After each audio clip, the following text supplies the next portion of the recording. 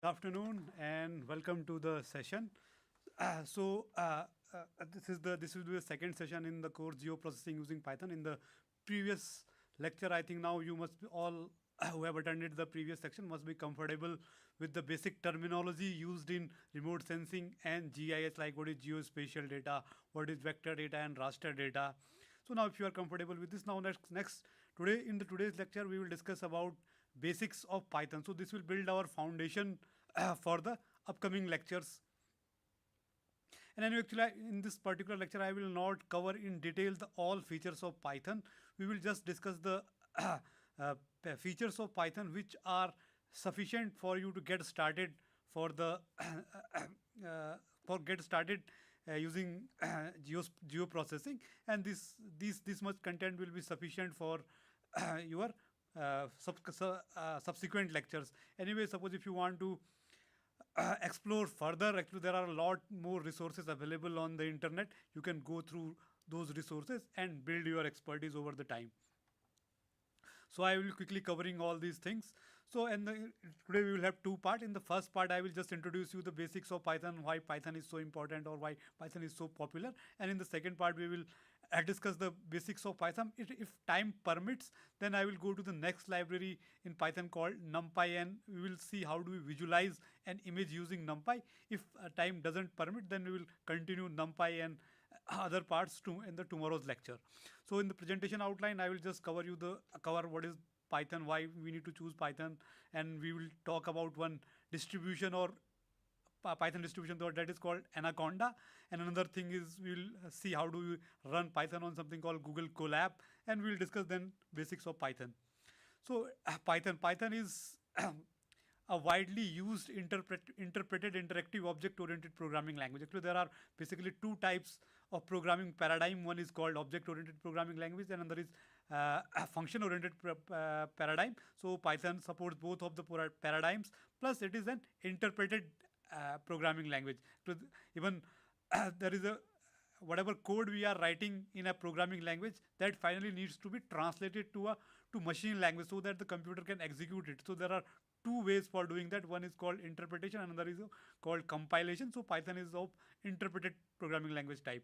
So the name of Python programming language comes from an old BBC television comedy series called Monty Python's Flying Circus. So it is the author or creator of the Python was must be a fan of this particular BBC comedy series. So he named the programming language as Python. Plus, one of these amazing feature of the Python programming language is that it is one person's work. Generally, when we see the project of this scale, a lot of there a lot of people contribute to it. But Python interpreter basic Python interpreter was written by a single person. So that is one of the amazing facts about the Python programming language. But it doesn't mean that whatever is available today on the Python was just written by the creator of Python. But actually, over the time, a lot of communities are contributing to development of the Python. So now whatever Python we see today is the work of a lot of communities worldwide. Plus, so Python was created by Guido von Rossum. He was the creator of the Python. So what were the goals of Python? Like Python was started somewhere around 1991, but it has become so popular in the recent years only. So when Python was developed, there were many other programming languages also existing there. So there were some issues with the existing programming languages. So keeping these things in mind, the developer of Python created a new programming language. So his intentions was to create an easy and intuitive language that is just as powerful as those of the major competitors. So his aim was to create a language that is as powerful as its competitors, but it must be easy and intuitive. But it needs to be, he designed it to be an open source so that anybody can contribute to its development. So then he decided that code that is understandable as plain English, like in other programming languages, the code is not doesn't resemble English. So his aim was to create a programming language where we write instructions to the computer as we are writing in plain English, like that. Plus it must be suitable for everyday tasks. Like other programming languages, if you say some programming languages are specifically designed for some specific purpose, like some programming languages have been designed just for web development, some programming languages are designed for just embedded system development. But the aim of Python was that one programming that must work for every task, like be web programming, or data data analysis, visualization, anything. So one language must serve all the purposes. So about 20 years later, by seeing the popularity of programming language or seeing the features in the programming language, we can say that it has proved that all the intentions, whatever was set on based on what were the intentions of the creator of the programming language, all have been fulfilled. So now it is being quoted that Python is the most you popular programming language in the world. So now next question comes: why should we go for the Python? So the what I feel is that easiness to learn is the most compelling reason for going to the Python. So even if you are a novice programmer or you have just started learning Python, so you can start by Python only. So Python is the most easy programming language for anyone to start with. Plus, if it is easy to learn, then it is easy for all these things. Like it is easy to teach, use, understand, obtain, install, deploy. Plus, Python is, and one more advantage is Python is platform independent. Like once you write in some programming languages, what happens if you write a program in one operating system or say platform for one hardware, so that same program may not work on the another operating system. But in case of Python, you write program in any of the operating system, the same program can be ported to any other platform or operating system. Plus, it supports both object-oriented and functional programming paradigms. Plus, one more reason for using Python is it has a great community support and documentation. Right, so whatever features are available to the Python, a lot of people or lot of communities worldwide are contributing continuously to the development of Python. So you can say that new and new features are getting added to Python every day. So plus we have a great community support and plus documentation also with those for those associated or new features added to the system. Plus it has a rich ecosystem. So based on the Python, there are a lot more libraries have been evolved over the time. So there are libraries for creating stunning visualization. There are libraries for data analysis. There are libraries for doing machine learning, deep learning, anything you take. So Python has a big associated ecosystem with built around it. So you can like you need not write anything from the scratch. So most of the features whatever you need from a programming language, so maybe the features will be available maybe in the core Python or from some other libraries or modules available with the in the Python ecosystem.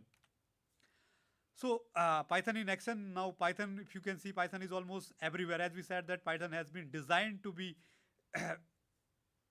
designed to be uh, designed for all applications, right? So whether you take web development, GUI development, scientific and numeric computations, or some other software development, system administration, any kind of task you see, so Python is almost everywhere.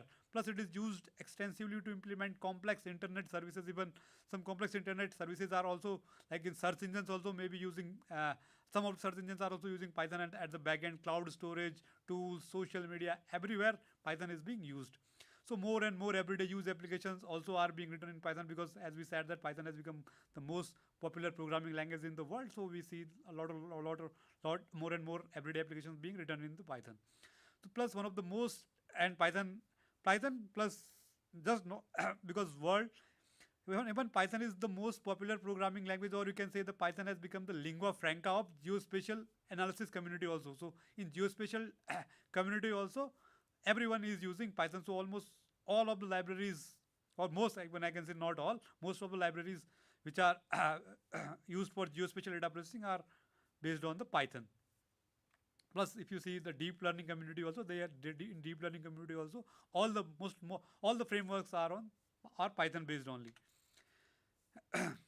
So there are basically two implementations of Python. One is Python 2 and another is Python 3, and both are not compatible with each other. So whenever it is suggested that whenever you are going for a new project, you must go with the latest version of Python because that offers more features and more flexibility. So whenever but actually there may be some legacy softwares which are running on the Python 2. So if you want to port them to Python 3, it is difficult.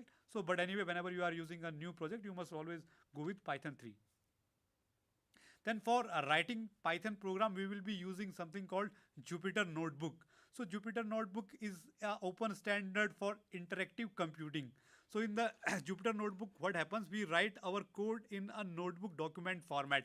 So we will be writing our code in Jupyter notebook, maybe say using some web browser, right? So then through a interactive computing protocol, so our Python server will be running at the back end. So, then and that will be called a kernel. So through some interactive protocol, computing protocol, our notebook will be communicating with the kernel. So right, if you write an statement to be executed, so we will be writing our statement in the Jupyter notebook, and through a protocol between the client and server architecture, the command will be transmitted to the kernel, and kernel will execute that on the Python interpreter, and the result will be returned back to our notebook. So on our notebook, we can visualize results and do further processing. So Jupyter Notebook is the original web application for creating and sharing computational documents. So whenever you are writing code using Jupyter Notebook, it's like writing code in your notebook as you write in your hand. So you can, like, if you are writing your code in some text editor or maybe some ID. So what happens there? You cannot visualize the intermediate outputs. You cannot save the intermediate output. But in case of Jupyter Notebook, you can insert images, so that a person you are sharing with your code can understand your code. You can save intermediate outputs. You can write formatted text. So like here you can see that. So we have written some equations using latex, output of program, and plus live code as well. So Jupyter Notebook support over 40 programming languages including Python, R, Julia, and Scala. So it can code. In Jupyter Notebook, you can produce rich interactive output like HTML images, videos, latex, and you can even custom MIME types. Plus, you can leverage big data tools such as Apache Spark and other things also available on the Jupyter Notebook. So this is the advantage of using Jupyter Notebook. So then, but for suppose if you want, there are two ways for using Python on your system. One thing, like you can install you can install Anaconda is Anaconda on your system. So Anaconda is a distribution of Python, plus it is an environment manager as well. So in that, on those, you can, suppose if you want to install, if you don't want to work on the internet and you want to install everything on your system, so for that there is an option. You can go to the website called Anaconda. So from Anaconda, you can just search on the internet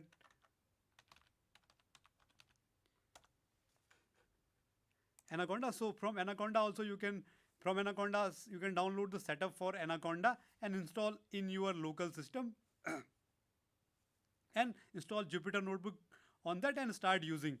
And there is another option, like now today's everything is moving on the cloud. So suppose if you don't want to install anything on your system, so for today's session, because we will not install anything on our system, we will use the cloud services, or called software as service. So instead of installing anything or Anaconda on our local system, we will be using something called Google Colab. So Google Colab or Collaboratory is a Jupyter implementation of Anaconda. So you can say that finally the Jupyter core Python kernel will be running on the cloud of Google, and we will have a interface. So we will be using Google Colab. So these are the advantages of using Google Colab over Anaconda. So in case of Anaconda, we need to install everything on our system. But suppose if we don't have a very high-end system, like if we have very element or basic system, so in that case we can go to the Google Colab. So Google Colab allows us to write and execute Python in our browser with zero configuration required, right? So you need not install anything on your local system. Everything is readily available on the Google Colab. You need not install anything. So by default, Python is installed there. By default, all the basic libraries which generally come with Anaconda, so most of those libraries also you will get. Suppose if something is missing there or you need something else, so that those libraries also, it gives you flexibility to install those additional libraries there. Plus it has access to GPUs free of charge. Suppose if you are working on the deep learning part and you need access to graphical processing unit, so there then GPUs are also available free of charge on the Google Colab. Then easy sharing, right? Suppose once you have written a code in Jupyter Notebook and you can share your work with any of your friends quite easily. So with this basic, and plus Actually, Anaconda also has as a, Anaconda also offers Jupyter interface on the cloud, so that also you can go through this Anaconda website, and they have the, you need to just register and use. Plus it, but it offers limited functionality compared to Google Colab. So Google Colab offers you many more features, plus it offers you more storage. You can link Google Colab to your Google Drive as well. So suppose if you have some data available, or you want to upload some data, so that data you can upload to Google, your Google Drive, and can access the data from the Google Colab also directly. So this is the advantage of Google Colab using over Anaconda. So with this brief introduction, now we will go to the coding part. So let us see these all things in the action. So how do we access Google Colab? For accessing Google Colab, you can just go search on the Google Colab. So colab.research.google.com is the URL or address of the Google Colab. So once you go there, so once I open it, so I'll search Google Colab here. So for this you need, because whenever you are, if you want to use Google Colab, you need just a Google account and a good interconnection. Good internet connection. So and you need not install anything on your system. So almost all the libraries which we will be using or you may require, so everything will be available by default. You need not install anything. If you need anything more to install, then you can install that also on the Google Colab. So I will go to the Google Colabs here. So here it goes here. So first thing, suppose once you go to Google Colab, the interface is like this. So here there is a video about Google Colab. You can go through this video also. This also plus they have created some more notebooks about this, and you can go through these documentation as well. So first thing, you need to click here on the connect. So connect, once you click on the connect, it shows connecting, and once it becomes green, it means you are connected to the Google Colab. Anyway, first actually you need to sign in with your Google credentials. Actually in my case, I have already signed in here. So but in your case, if you have Google account, so directly you can enter your credentials and connect. So once says that it has connected, and it shows you like it gives you the system, a virtual machine with a RAM of 12 GB and a storage space of 107 GB or 40 GB or 107 GB.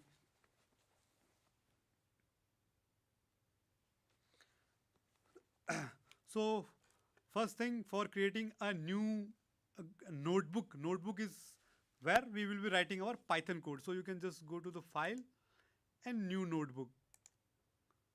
So it creates a new notebook, so that will saved by default, or suppose if you want to save it to your drive, Google Drive, so that also can be done. So once you see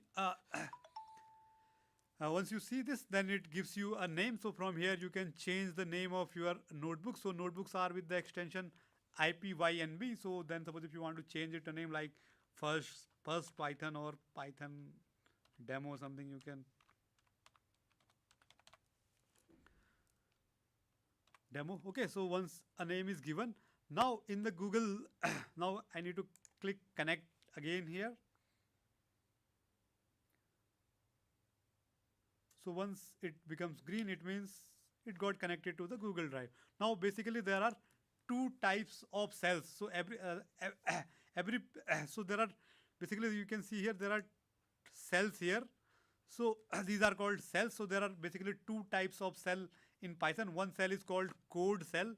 So code cell is the cell where you write live Python code. So this will be interpreted as Python code. And the text cells are the cells where you write, you can insert, so you can write some HTML formatted text or rich text, what it is called, or formatted text, or you can insert images. And so there are basically two types of cell. So depending on what type of cell you want to create, so you can, suppose if you want to write Python code, then you just create a cell of type code. And suppose if you want to write some formatted text, you you insert a cell of type text, and here you can write like this is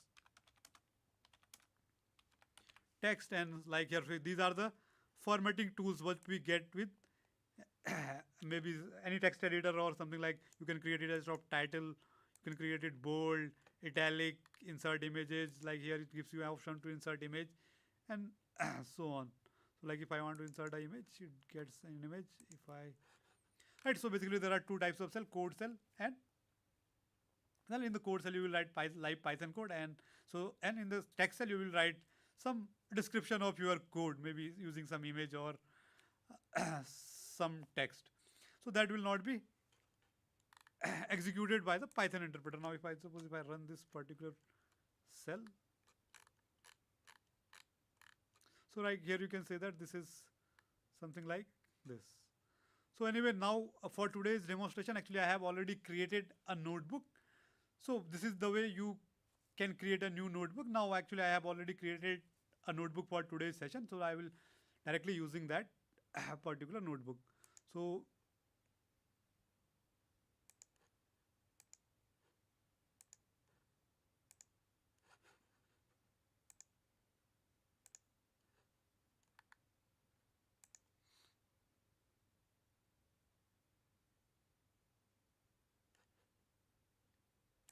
So here you can see that first cell I have created a type of code cell. Right here I have written something like a heading Python basics.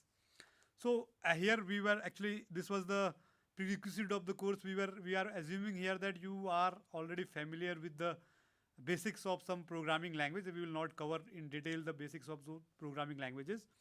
So in the Python, any Python program, so first basic construct of a program is something called a value, right? So value is the fundamental thing that a program manipulates, right? So by manipulating these values in some way, like if we have a problem at hand, we assign those values, we store those values, right? And then manipulate those values to reach to the result, like right. So value is the most fundamental thing a program manipulates. Like values can be like a string, it can be a textual value, or it can be an integer value, or it can be a boolean value.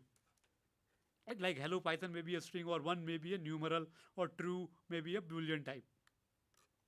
And once a value is there, so we when we associate some name to that value, that is called a variable. So variable is the most basic and powerful construct of the programming language. So a variable assigns a name to a value, right? So like suppose if you want to modify that value later in the program, or refer that value to the because we might have multiple values in the program, right? So suppose if you want to access any of that value, so for accessing that value we need to, as like everyone have a name, so similar way we need to assign some name to that value. So that is called variable. Variable is just like assigning some name to the value. Plus, and Python variables does not need some explicit declaration. Python variables does not need some explicit declaration to reserve memories. In other programming languages, whenever we are creating a variable, we need to define first its type and then create the variable. But in case of Python, we can just write like assign some value to the variable directly. Right, like here, suppose if you want to create a string type, so you can create this is the name of the variable, and equal to hello Python is the value. Now hello Python is a string, and we are assigning that value. Hello Python is, you can say, is a value, and we are assigning it to the variable called message. So with that, message will have the value of hello Python. So this hello Python is something called a value, and message is our variable. So now for suppose this is a live Python code. So whenever you are seeing icon like this, so this is a executable Python code. So how do we run a Python code? So either you can click here on this button, or shift enter.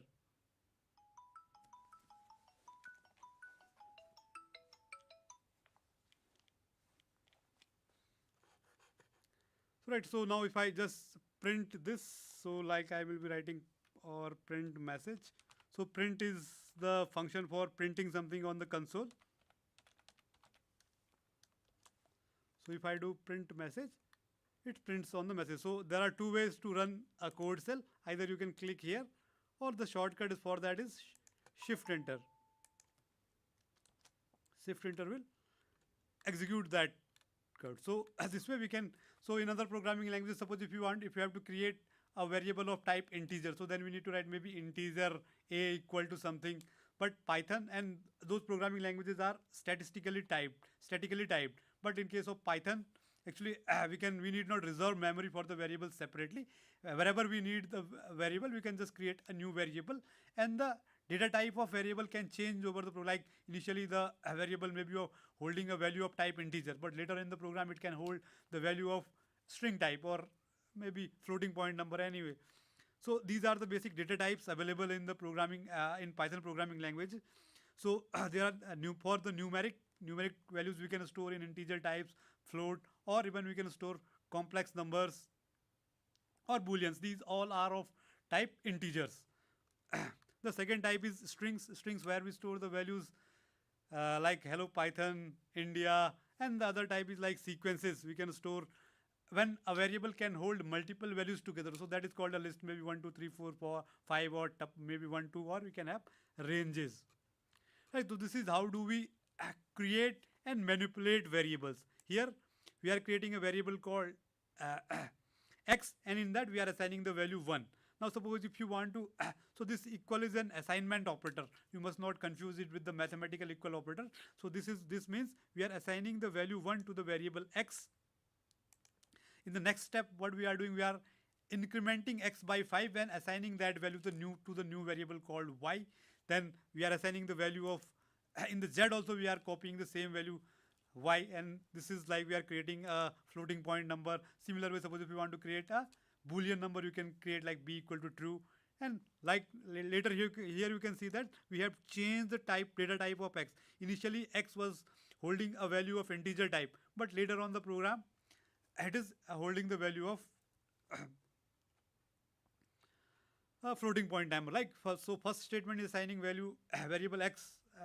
We are assigning the value 1 to the variable x. Here assigning the variable y the value of x plus 5. So x we are incrementing, we are adding 5 to the x and assigning the new value to the variable called y, and so on. So plus here we are changing the data type of x itself. So initially x was holding the value of integer type, but later on in the program we are changing it to hold the value of type floating point number. Now so if I run the program, so at last you can see that now if I run it and insert the code here, it will show x is of type integer, and later on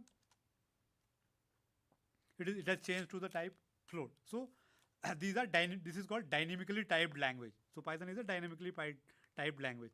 So similarly, suppose if you want to create a variable of type string, so then you can, for string variables we need to enclose them in a quotation marks. Quotation marks actually Python offers us, either you can use single quote, double quote, or triple quote here. So but your style must be consistent. Either you use single quote or double quote or triple quote. Either of style you can choose, but it is recommended that you use the consistent style for storing. Like here we have created a variable of type x, and in that we have stored a value hello. So this is a type string. Now if you want to know the type, what type of data this particular variable holds, there is a function called type.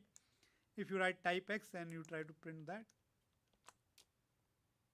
it says this is of type string.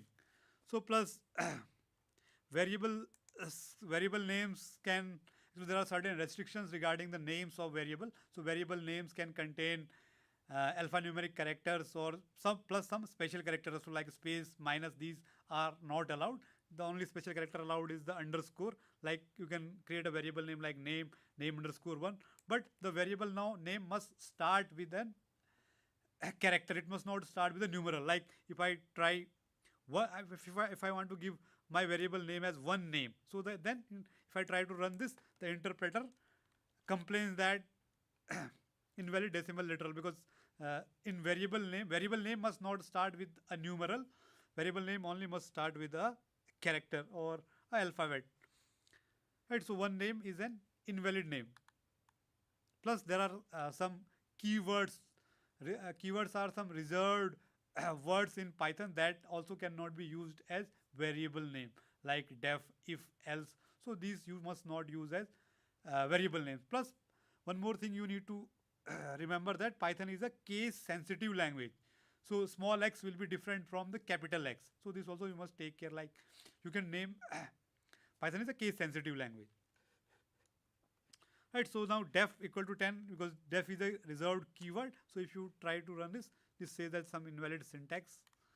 It is not allowed. So you cannot use reserved keywords or keywords as name of variables in your program. Plus, so this is we have shown as something called this is a dynamically typed feature of the Python programming language. Initially, we had stored a integer type variable in our x variable. Now we have changed its type to the floating point number. Now we can go back again to integer type. Right now, suppose if I see the type of x, it says in integer type. So similar way, we can, like here we can change from floating point number to save it to store of a boolean, like float, bool, and this way you can. This is Python. This is the beauty of Python, is being a as we have said that every variable will have two things associated. One is its type, and second is the value. So similar way, so now, so depending on what you are storing in your variable, depending on that you need to choose type. Like suppose if you want to store planets in our solar system, so the most intuitive data type for that is integer type, right? So then maybe suppose if you want to store the distance to some planet, so that will be generally going to be a floating point number. So suppose if you want to store something like, can this particular vehicle lift off, true or false though? So depending on what value you are storing in that, then you need to choose appropriate data type for your variable. So then this one more term you will come across when using Python, something is called module. So module is a Python file containing Python functions and definitions and maybe some statements. So module is a file containing some Python definition and statements. So what happens when you start Python interpreter? So all functionalities available in the Python doesn't automatically gets imported into the Python interpreter. So only basic features which are must for the Python to start. So those features only Python interpreter loads just those features. Now suppose if you need some additional features, because additional functionality or additional modules, so then you need to import those additional modules, because all people may not need all the modules all the time. So because of this performance reasons, Python interpreter doesn't load all functionality by default. So whatever additional functionality you need to import that before using it. Right. So extra functionality can be added by importing those modules. So object in the modules, once you have imported some module, so then for using the functions inside that, you need to use something called dot notation. Like suppose by default what happens, all mathematical function doesn't come to the Python interpreter. Now suppose if you want to import mathematical functions or math library, so then you need to use this statement like import math. So if I do this particular thing, then all entire math library gets imported into the Python interpreter. Now suppose if I want to call some function inside that, so actually this Jupyter notebook gives us one like math dot, if I do, so then it lists all functions are available inside this. So you need not remember the name of all these functions. So math.p, just use all the functions starting with p, POW, and if I run it, and plus then it gives the help on this function as well. Like if I go this here, then it says that it returns x raised to the power y. Actually, we have not discussed about this double star operator yet. So it returns like math.power function returns x raised to the power y, like 2, 3 if I pass. So it will return us 2 raised to the power 3. So similarly, other modules are there, like you can call, there is a function for generating random numbers called random. So you can just import random. Then suppose if you want to generate the numbers from uniform distribution, like from 1 to 70, if you want to generate a number, so you can generate like random dot 1 to 70. So it will generate number differently. So if you run the program once again, now initially 64, 10, if I run third time, it may generate a different number. So suppose if you want to generate numbers from a uniform distribution, then you can use rand int, and there are many more functions inside this random module. There is another way to import some library. Like here we had just imported the entire library called math. Now suppose inside math, actually there can be sub modules. So those things also can be imported. Like suppose if you want to only import some particular sub module from the main module. Like suppose if I just want, or some particular function only from entire library instead of importing the entire library. So then you can specific the library also you can import, like just import partially like then you can write the statement like from pathlib import path. Suppose from the entire pathlib library just you want to import the function or variable called function called path. So that individual function also can be imported by using this particular type of statement, like from our core module, what all function I want to import. It's like from pathlib I want to just import path. Like if I write just import path, then all functions of the path will be imported. Then but I, for calling that, I need to call path dot something. But if I do it like this, from pathlib import path, now directly I can use path variable as it is. Plus, suppose if you want to comment some part of your code, so you must start the line with something called hash. So in the Python, comments line are started starts any line starting with a hash is called a comment. So that particular statement will not be executed by the Python interpreter. So whenever Python interpreter encounters the statement starting with hash, it will treat as a something a comment line inside your program. So now let us see how do we put all these variables together for writing a simple program called for calculating the, suppose if we have been given for given rate of interest and principal amount and for time duration. Suppose if I want to calculate interest, right? So now let's put all these things together. Like I will create a variable called rate. In that I will store the rate of interest. Then next I have created a variable called principal amount for which I want to calculate the principal. Then time duration for what I want to calculate the interest. So then finally I will write the formula. Like this is the final statement where we'll be calculating the interest. Like so simple interest is rate multiplied by principal multiplied by time. If you divide by that 100, we get the interest, simple interest for that principal amount. Interest. Now there is, suppose if I want to print it on, print is very versatile function that prints variables on the screen. So like here I am writing here print interest is, because interest is a string here, and comma can pass multiple arguments to the function print. So here we are passing two arguments to a print function. One is first is a string where we are passing the message interest is, and the second variable to the function is a variable interest. So if I run it, it says interest is 300. So 300 has been calculated. So then there are different these mathematical operator what we use in our daily mathematical things. So these also directly available on the internet. Like suppose if you want to add two variables, plus operator you can write 3 plus. Then for difference minus. Suppose if you want to calculate for multiplication, star is the operator. For getting quotient or division, slash operator. And there is another by default 30 by 12 gives you the floating point number. Suppose if you want to just integer part, like integer division, because 1042 and 60 are integer numbers. Suppose if you want just integer division, like you just wanted to the quotient part, so then you can use double slash. So double slashes gives us just the integer part of the quotient. Like if I do 1030 by 12 here, or suppose I have the seconds. So seconds I just want to convert into minutes and reviewing the seconds part. So I can just 1042 and double divide by 60 if I do, it gives me just the integer part. Like 30 by 12 if I will doing here, it will give me the integer part as 2. Right. So here a single division operator gave me 2.5, but double division operator gave 2 just. Then there is this is the modulo operator, also can be used for calculating the remainder. Similar way you can do all mathematical operators. So actually there is a precedence, like whatever we use in mathematics, BODMAS. So BODMAS rules are there.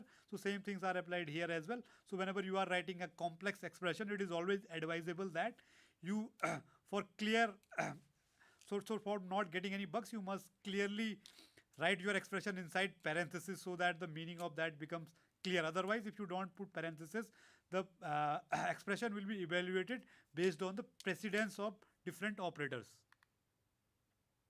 Plus, one of the most important thing in the Python is that block of the codes in Python are delimited by something called indentation. Indentation means this like number of spaces. So like in another programming languages, suppose if you have a block of code, like inside if you want to write these particular set of statements, so those statements you must write inside curly braces, right? But in case of Python, Python, a block of code is identified by something called a indentation. Like so all, suppose if you have indentation means number of spaces, you can say. Like suppose if, so all lines which are starting at the like after leaving 4 spaces, so those all lines will be making a block of code. So whenever we want to break that code, we need to give a less indentation. Like suppose if we have written 4 lines by leaving 4 spaces in every line, so these 4 lines will make a block of code. Now suppose if for breaking that code, in the next line we need to leave only single space maybe, or 3 spaces, so that will break that block of code. So I think with that will be more clear with the code. So first line with less indentation is outside the block. As we said that suppose if you are leaving 4 spaces before after 4 spaces only, if you are writing the statement in the line, so all lines where we are leaving the four spaces will form a block of code. So the line which has less than 4 number of blocks, it means that is ending of that block. So I think this will be more clear with the example. so so generally often a colon appears at the start of a new block. So whenever you see a colon in your program, you can identify it as a something like new block is going to start. Right, so I think this will be more clear with an example. So how do we write conditional in Python? So suppose if you want to write some branching, right, so suppose you want to write if certain condition is met, then only execute some line of codes, otherwise skip those line of codes. So that is called something called conditional execution. And here we have written x equal to, we have created a variable x, and in that x variable we have stored the value 12. Now here I have writing, suppose if you want to write a conditional statement called if. So like here we want to write if x is less than 10, then only execute these 2 statements, otherwise skip these 2 statements. Right, now here you can see that this is the format of if you have to write if, then the condition which we are going to evaluate, so that will be must return true or false. Like here we have written x less than or equal to 10, and then a colon, right, a colon, then a different indentation, because we say that in these these set of lines must be executed only when this condition evaluates to true. Now these 2 print statements are at the different indentation level from this if, right, so these are 4 spaces apart from this, so these 2 lines are at the same indentation level. So what does it mean? It means that these 2 statements are making a block of code. So any line which I write at the same indentation level will be the part of this block of code, like print inside. So any line which I write at this indentation level will not be the part of this if statement, like print, this will be outside the if. Right, so you can say that these 3 lines are part of this block, and anywhere we are seeing this print statement, anywhere we are seeing different indentation from this line, this particular block has ended. So there is some convention in the Python. So whenever you are starting a new indentation level, you must leave 4 spaces. You must not use tab. So to be consistent, so everywhere you must use four spaces for the indentation level.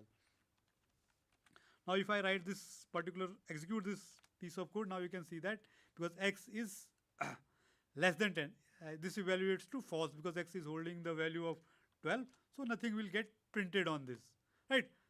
And suppose if I include this, because this print statement is outside this if block, irrespective of whether this evaluates to true or false, this is going to be executed.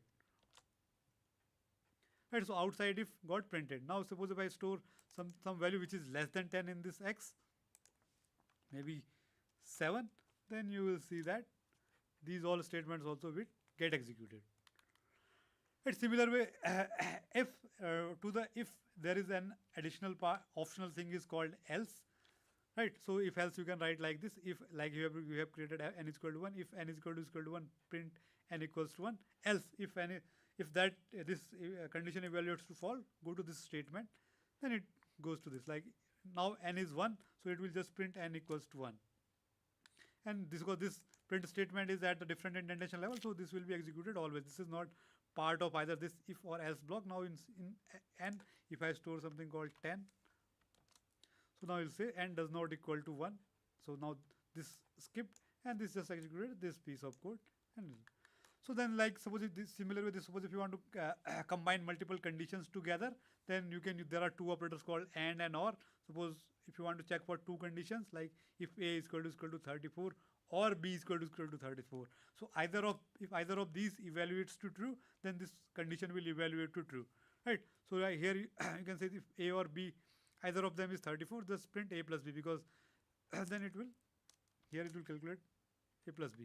Similarly, suppose if you want to check and means if when both of the condition evaluates to true, then only it will evaluate, final statement will evaluate to true. Like here, if you are written here A equal to 34 and B equal to 34, then only print, because in this case A is 23, so this expression evaluates to false, and then it is inside, if will this print statement will not get printed. So then another data type in Python is called string. String are text values, like maybe something like hello Anaconda. So in Python strings, you can enclose inside single, double or triple quotes, right? Like here we have written moon radius. So the moon has a radius of 108 miles. Suppose if you want to store the textual value, then moon radius. So you can print it like this. So similar way, suppose if you want to suppose if you have if you have to use double quotes inside your string, then you must enclose your outer string in single quotes. Then suppose if you want to write multi-line text string, so multi-line text string, for that you can use triple quotes. Like suppose if your line is spanning more than one line, then you can use triple quotes only. Otherwise, if you want to use single or double quotes, then you need to plus and then escape operator. But in case of suppose if you use directly triple quotes, then your string can span over multiple lines. Like this is the limitation of Python, that every line must contain a single statement.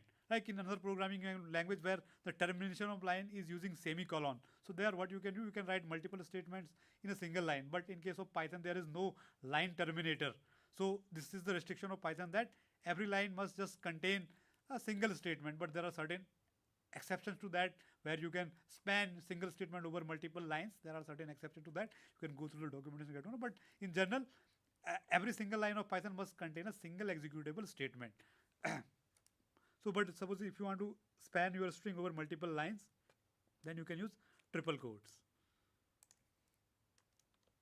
So then there are so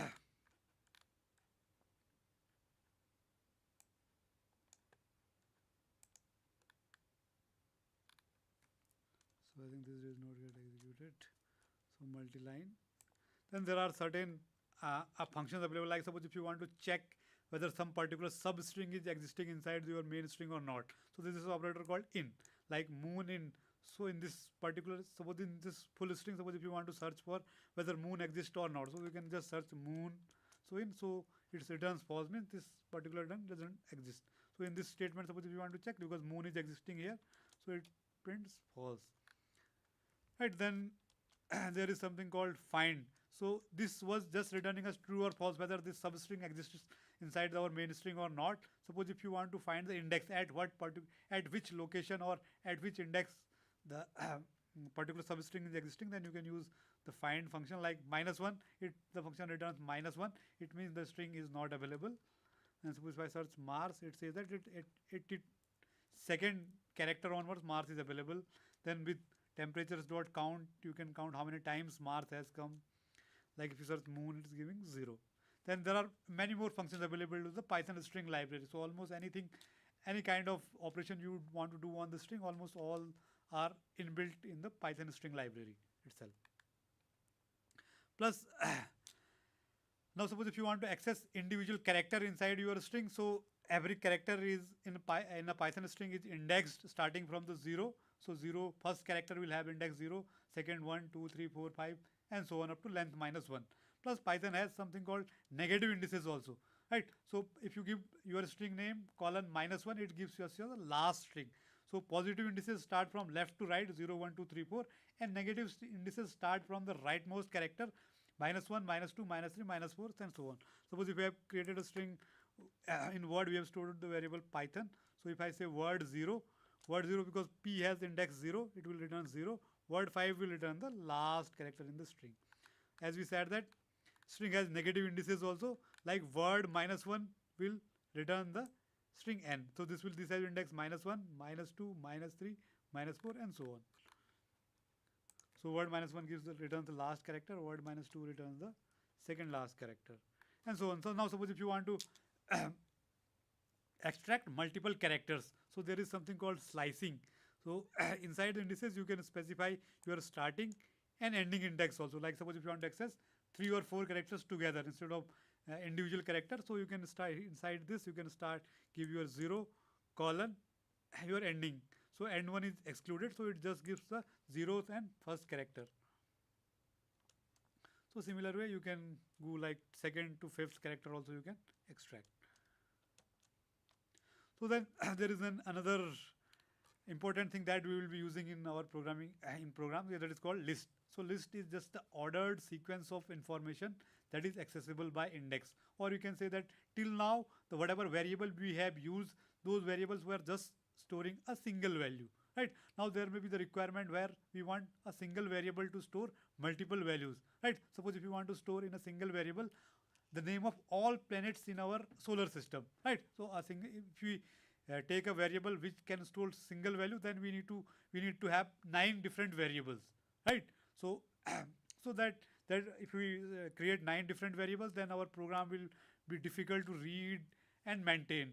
So for that, programming Python offers us something called a list. So list is a variable that can hold multiple values together, right? So like here a planets variable is holding these different values like name of the planets in our solar system, and we can access any value inside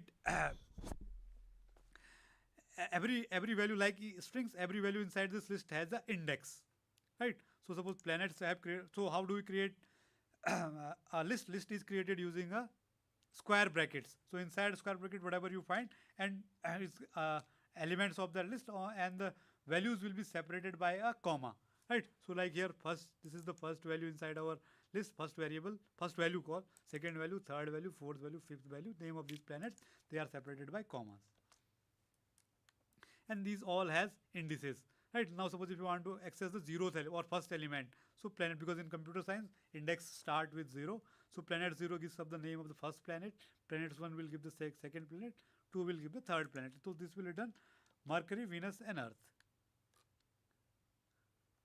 right? Now similarly, suppose if you want to update any of the value inside the variable, then you can, like suppose fourth Mars, suppose if you want to replace with something called red planet, so this also can be done like this, planet 3 is equal to red planet.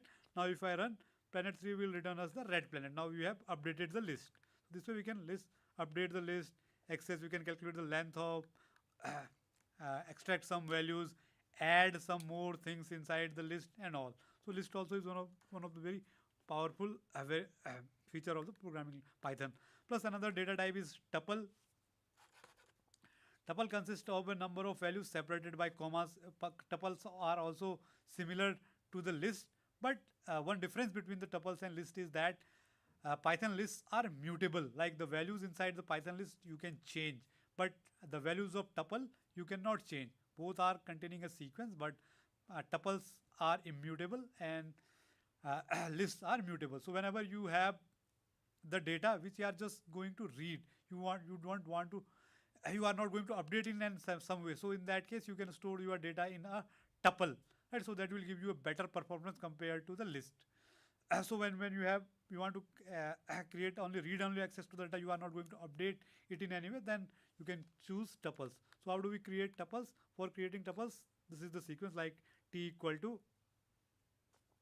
like first, second, third, and there is one more convention like list must generally have a actually there is no limitation as such, but there is a convention like people use that list must contain all the elements of all the elements of list must be homogeneous. Like you must create a list just of integers or maybe just of floating point numbers. You must not create a list. You can create, Python doesn't limit you, but you must create list of homogeneous elements. But whenever you have to store heterogeneous elements, then you must choose tuple over list in that case. So tuple also can, so in case of tuple, you need not create any square brackets. If you wish, you can use parentheses. Otherwise, parentheses are also optional. So now you see, then same thing, every element of the tuple also has an index. So T0, you can say you can create a nested tuple by combining 2 tuples. Only thing that, as we said, that you cannot update the because lists are tuples are immutable. You cannot control. Like suppose if I want to change first element of the list by 888, but I cannot do that. If I try to do it, it gives an error. So similarly, suppose if you have a tuple of 3 elements, suppose if you want to unpack them to different variables, then list can be unpacked this way also, because if you can see that in T we created 3 elements, 1 2 3 1 2 3 4 5 hello and this. Now suppose if you want to unpack this tuple and store these values into different variable called x, y and z, that also you can write in a single statement. This is something called unpacking the tuple. Now if I run this, x has the value 1 2 3 4 5, y z. So this way we can unpack tuple.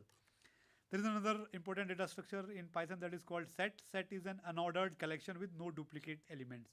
Unordered collection means when you retrieve back the values from the set, you may not get in the order in which you inserted into the collection.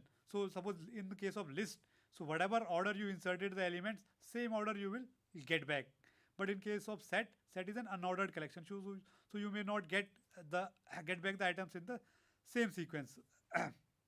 So set objects also support some mathematical operators like union, intersection and symmetric difference. So whatever mathematical operation we can do on the set on the mathematics, same operations are available on the Python set data structure also. So set is created by creating a list of creating elements inside inside curly braces, right? Curly braces, apple, orange, apple, and plus it is an unordered collection with no duplicate elements. Right now here you can say I have created basket, inside that I have inserted apple twice. Right. So same thing, suppose if I insert inside a list, so what happens? So basket basket is a set. So it will remove the duplicate elements automatically. So it will not. But in case of list, so now you can see that you will be getting in the same order, and apple we will get twice. But suppose if I print the basket, in the basket we can see that we got apple just once, and their order also is different from the order in which we inserted. But in case of a list, it will be the same order and the duplicates also will be existing. Right now suppose this, you can see that this is in the same sequence and the duplicate also still exists. So suppose if you want to remove duplicates from your data, then you can use insert into the set also. Set automatically removes the duplicates. Then there is something called, suppose if you want to, for membership testing, like some item is existing inside your set or not, like in string. So the same in operator is available in set, list or anywhere. So like you can say orange in basket. So it checks whether this particular item is existing in that set or not. So it says true. Like if I said crabgrass, it says no. So this way we can create set, and we can calculate suppose all mathematical operation on the set. Suppose if you want to calculate a minus b on the set, so whatever elements are available in A but not available in B, suppose if you want to calculate that set operation A minus B, you can do like B, D and R are available in A but they are not available in B. Right, so there is another data structure in Python is called dictionary. Dictionary is a set of key value pairs. So whenever you want to store some related data together, maybe like suppose if you want to store the telephone numbers of different persons, right? So then there is a data structure called dictionary. So where you can store related data all together. So dictionary has every element of dictionary has two parts. One is called key and another is called value. So if you are you can search any element using key, so but the keys must be unique. Suppose if you want to store the telephone numbers of different persons, so dictionary also is created in a similar way. We create a set. Only thing that every element every element will be separated by a colon. So in the colon there will be two parts. Like first part of the colon, there will be key, and the right side there will be value. So this way we have combination of key value pairs. Right. So suppose if you want to search for some key, so then you can just write your name of a dictionary variable inside square brackets, the name of key. So then it will automatically fetch the value stored at that particular key. Like if I say telephone jack, it returns the value stored in the with the key jack. Let us not executed this. Right, now suppose if you want to update, so like telephone king or add new values, if this key is existing If this key is already existing inside this dictionary, then it will just update that with new number. If that is not existing, it will make a new entry inside that. Now you can say telephone with the new value called inserted here, king with 4127, or previously it was not existing. Suppose then if you want to delete, so then del operator, del and key value pair. So for checking this, like queen in telephone, in operator is applicable here also. This checks whether this particular key is existing inside this or not. It says not false. Now if I say jack, it says true. Right, so then there is something called loop. Suppose if you want to execute certain piece of instruction multiple multiple times, or till but at some certain piece of code multiple times. So for that we have some loops. There are two types of loops in Python. One is called while loop and another is for loop. So while loop is when you want to repeat certain set of instruction multiple number of times, but you don't know how many times you are going to repeat, right? So you just want to, like, suppose if you are taking input from the user, but you don't know how many inputs the user is giving, or user may give 1 input, 2 input, 3 input, or 4 inputs. So in that case you can use while loop.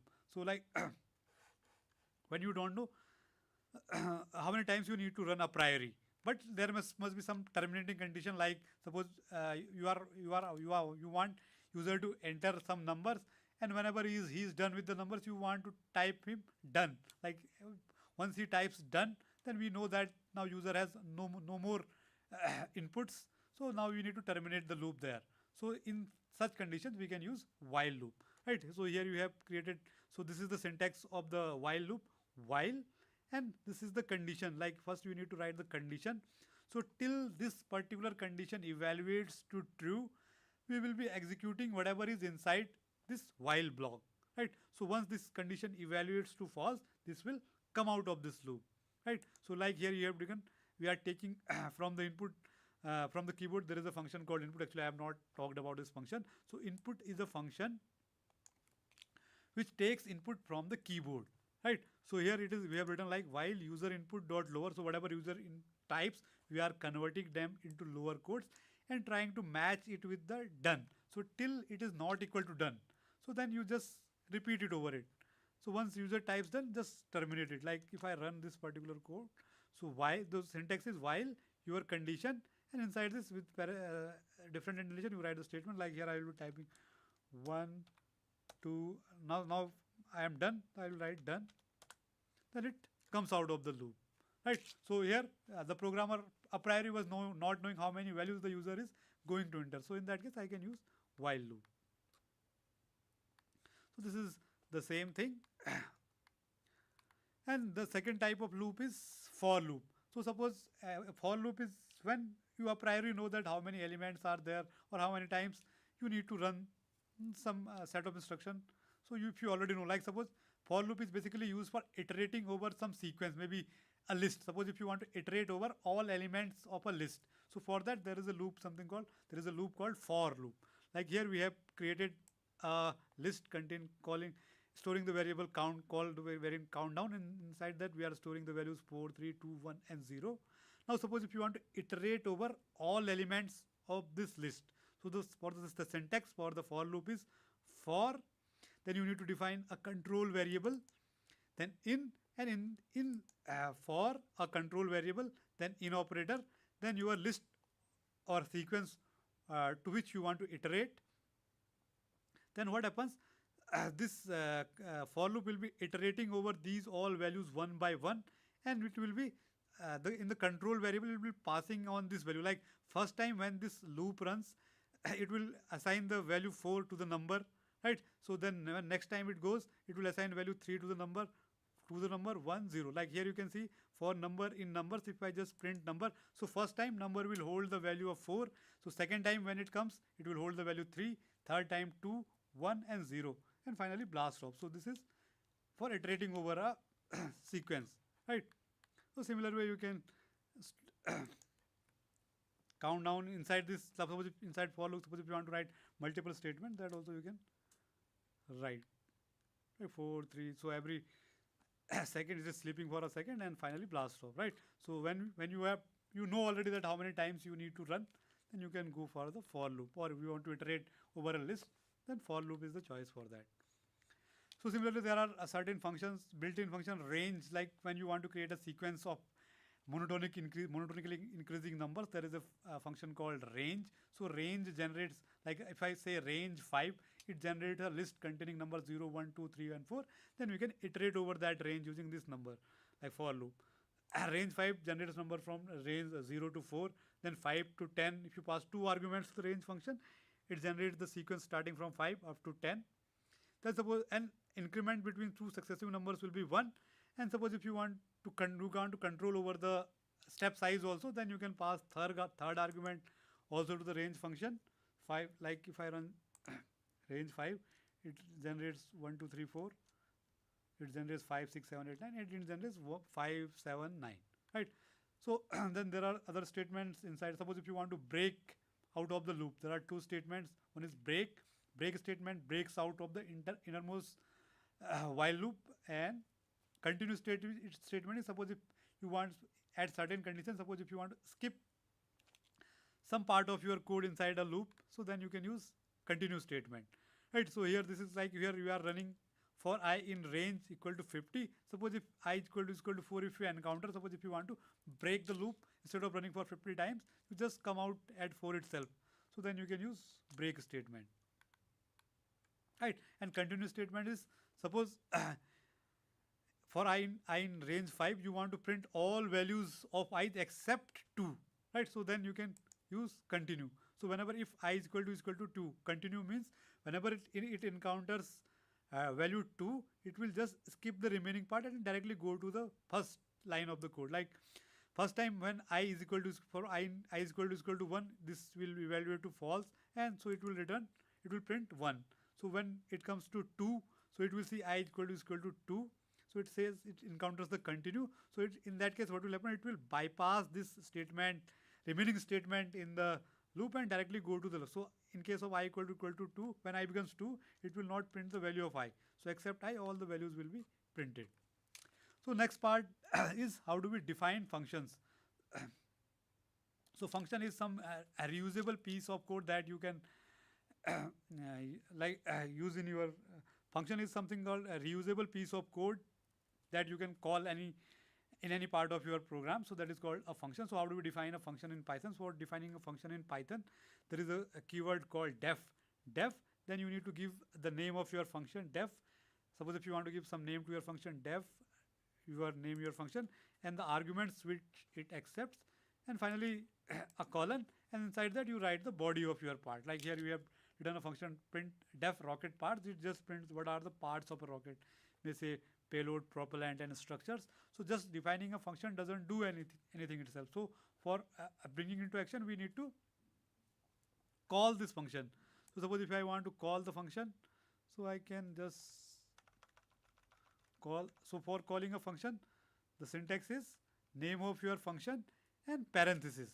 Right, parenthesis. Inside parenthesis, if the function accepts arguments, you need to pass the arguments. If the function doesn't take any argument, you need not pass any argument. So rocket parts, this because in this rocket part function there is a single statement that prints payload, propellant, and structure. It gets printed. So similarly here we have defined a function which takes a argument and it returns a result. Actually, this particular function was not returning any result to the caller. Suppose if you want your function to return some value to the caller, then you can use it using a return statement. Right. So then return. Also you can do distance from the earth. So it says that it needs an argument, like I will pass moon. Distance from moon, it returns 2338, and then this value you can store in a variable called maybe dist. And then you can use that variable. So similarly you can create a variable with taking multiple arguments and all. Plus next part, this also will be using something called, now suppose if you want to read or write something from your file, right? So for reading and writing, so first I will create a file inside this.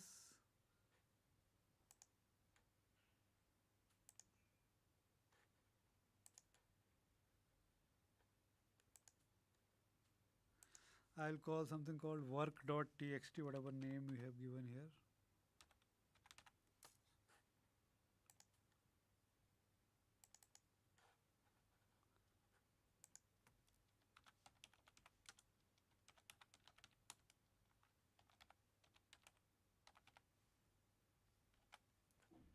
And so I have created a file called work.txt here. So suppose if I want to read a file, so for that the function we need to call is open. So open is a function, and to this we need to pass the name of file. So actually by default it searches for the file in the current working directory. If your current working directory is different from the file which you want to read, then you need to give the full path of our file, your file. So anyway, right now we are in our file exists in our current working directory only. So for reading a file, f so open function returns a file handler or file handle, whatever you can say that. Open name of your file and which mode you want to open the file for reading. By default it is read mode. Actually you can read, or reading also can be in a text mode or binary mode. So by default it is a text mode. So for opening the file, f equal to open name of your file, and actually r is an optional here. So by default it reads file. So it says work.txt doesn't exist. So otherwise then I will give the full path of file.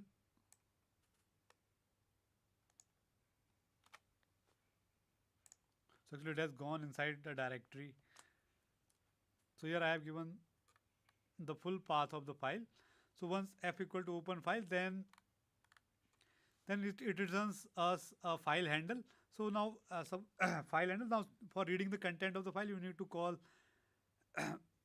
f dot read. So f just gives a handle to the file. Then for reading the contents of the file, f dot read. So what read does reads the entire contents of file in a single go, right? So then we are storing that read content in the list called lines, and we are just printing the line. And once the file is read, you need to close the file, because otherwise it will be unnecessarily consuming space in your memory. So once read is done, for cleaning up you need to call the close function. So what happens if this is okay for the small files? Now suppose if you have limited memory available, but your content of your file are too huge, like you have a 10 GB file, but your RAM has a single GB, so 1 GB RAM only. So suppose if you suppose if you want to read file line by line, so that also can be done. Like first you open the file for reading, f equal to open and name of your file.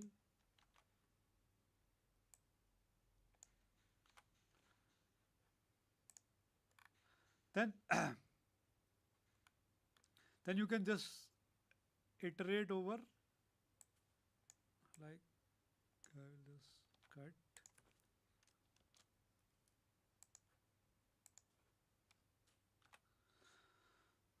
Now suppose if you want to read, because now we have just get a handle to the file, we have just got a reference to the file, we have not read the contents of the file. So one function was f dot read. So on the file object, if you directly call read function, it will just read the entire content of the file. Now suppose if you iterate over the file like this, like for line in f print line. So what it does, it iterates over the all lines of the file one by one using a for loop, like for line in f, if you call print line, so it reads the file line by line. Instead of reading entire contents in a single go, it just reads your file line by line. So this way also you can read.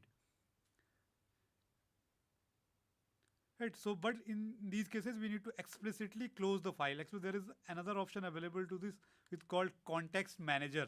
So with context manager, actually with is a context manager. If you open a file like this with open read as f for line equal to f, so here what happens after this goes out of this for loop, it automatically closes this file. So implicitly the file gets closed. So even if you forget to close the file, you need not worry.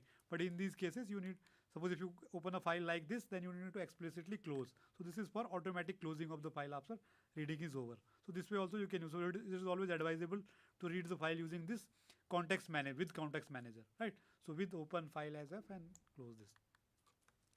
Similar way, suppose for writing writing data to the file, like suppose if you want to write this, so first thing is open your file. So now you need to pass it mandatorily a second argument, like name of the file and in which mode. Like now suppose if you want to open the file for writing. So there are different modes, like you can open the file, write in append mode as well. So this write is like truncate, existing file will be truncated and new contents will be returned to the file if you just open with the W mode. So it's the same thing like with open your file, but only thing that we need to pass it here, say a second argument called the mode. Here we are opening the file in write mode as F, and F dot write. So instead of read, now write. So F dot write will write the content to the file. Now here if you see, a file with name workfile2.txt must have been created, and the answer is 42. So with that we come to the end of the basics of Python. So we discuss about variables, values, variables, and different types of values, maybe like integers, floating point numbers, like numeric types, string types, or boolean types. Then we discuss about something called a list or sequences, like where a variable can hold multiple values. Then we discuss conditional operators, then indentation, which is very important in Python. Then we saw how do we use different different data structures, tuple, list, dictionary, sets, and in the last we discussed about how do we read and write simple text files. So this is introduction to basic Python. I think people who have been doing Python for the first time, I request them to just go through the contents once again and get familiar with these basic constructs. We will be using this in our further lectures. So tomorrow we will see. Now we have seen how do we read and write basic text files. Now tomorrow, first I will introduce a library called NumPy that is very important for visualizing or reading and writing satellite images. So then we will go for raster data processing.